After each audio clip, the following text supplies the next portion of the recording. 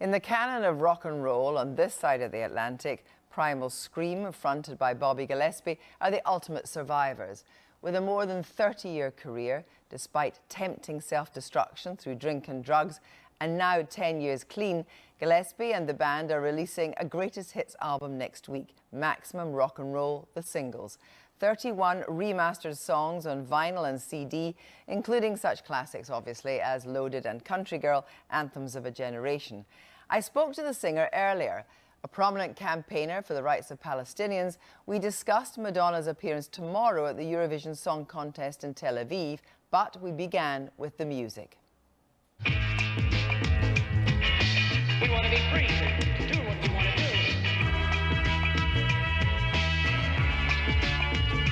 I'm moving on up now. Out of the darkness. Get your rocks up, honey. Shake 'em now, get 'em up downtown. I think of you as the keeper of the rock and roll flame. Don't know about that. But does it feel like that? Because that's you've never, your music's changed, but you've never moved from that central idea that this has all been about rock and roll. Well, yeah, it's always about being like being a great rock and roll band, and that's the culture that we grew up with, Because as a kid, you talked about the idea that the top 40 was really important to you. Can you remember your excitement of music as a teenager? I remember going to school and hearing, when I was like 11 or 10 or whatever, and hearing Deborah by T-Rex. And it was a sunny morning, summer morning in Glasgow, and singing Deborah, walking to school, feeling really happy. And that's maybe my earliest memory of pop music.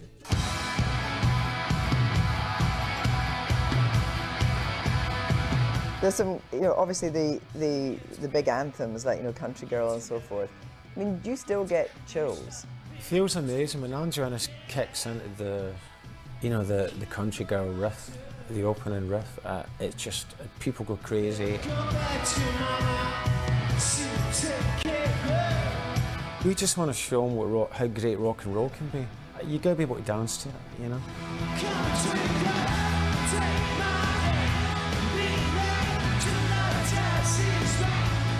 There was some darkness there, and transcendent, ecstatic, joyous rock and roll music. You're critical of streaming, and it wouldn't be too far to say that I actually think that it ends up with the death of real music.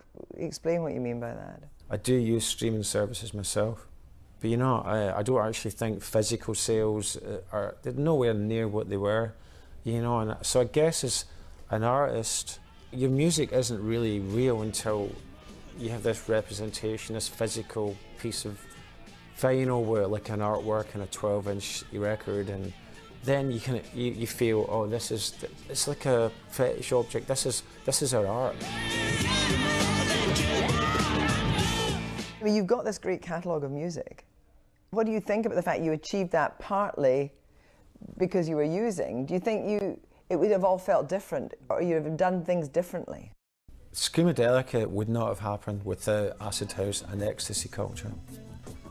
That record was directly influenced by the guys in Primal Scream being immersed.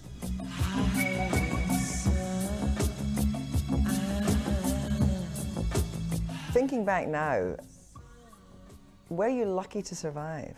Well, I was very lucky. My wife's a very strong woman, and she helped me through my problems with drugs. And do you think if she hadn't come along, yeah, you wouldn't have survived? Either would have died or something really bad would have happened to me. And Bobby Jones is now. Welcome to the programme. When Bobby Gillespie was asked onto the BBC's This Week programme to talk about his politics, things took an unexpected turn.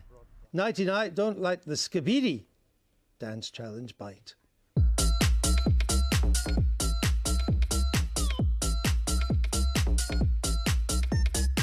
I mean, maybe I'm naive. I'd never watched the programme before, right? So I didn't really know what I was getting involved in. Well, I'd be fair to say they don't dance every edition. I'm glad to hear that. But and none of them were very good dancers. Oh, that's cutting. And the thing is, as we know, people on the right they're not very funky, you know, very groovy, and they're definitely not sexy, you know. And it's like George Clinton said, you can't fake the funk. Eurovision Song Contest in Tel Aviv. Oh, yeah. Madonna's going to play. Well, Madonna will do anything for money. You know, she's a total prostitute, and I'm not nothing against prostitutes, but I think, you know, the whole thing is set up to just, you know, it's set up to normalise the, you know, the state of Israel, and you know, and its disgraceful treatment of the Palestinian people.